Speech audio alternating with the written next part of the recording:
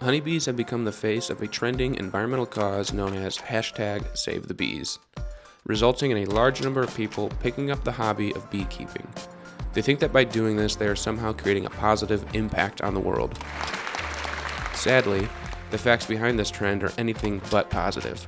Bee populations have been in decline for years. That's nothing new.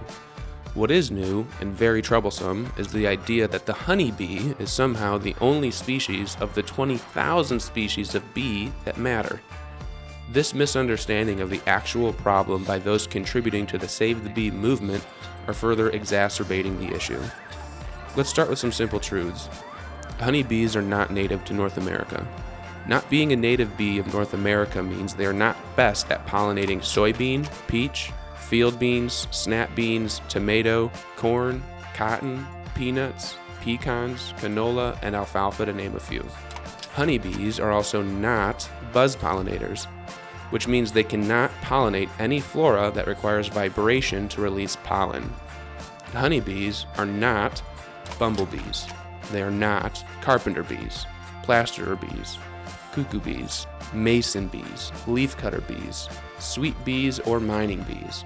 What honeybees are is a $12 billion agriculture industry tied to big pharma with a wallet large enough to pay the right influencers to launch a movement that isn't actually about saving bees, but saving money.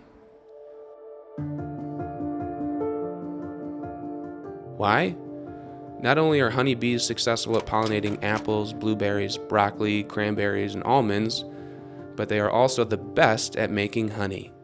Honey is used by pharmaceutical companies to create antioxidants and antibacterial products. Here's where it gets interesting. As modern monoculture pesticide farming continues, honeybees are having a harder and harder time surviving the conditions they're being forced to work under. They are being trucked around from massive farm to massive farm, losing numbers every time they are collected and shipped.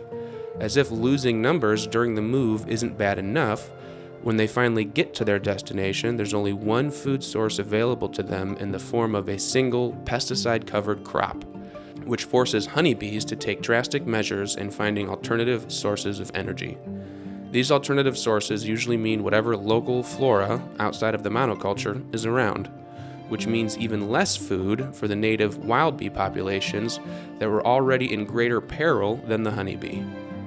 All this considered, it's no wonder honeybee populations have taken a hit in recent years. We are treating them horrible, and no amount of Save the Bees will actually change the massive agriculture system that uses them in such a wasteful way. By our own design, we are not only killing honeybees, but we are also killing off a large number of wild bees that are responsible for pollinating everything that the honeybees don't, which is a lot. The whole thing is a classic example of doing the wrong thing for the right reasons. What we should be doing is planting more wildflowers to give all bees more food sources. If we provide the food, the bees will come.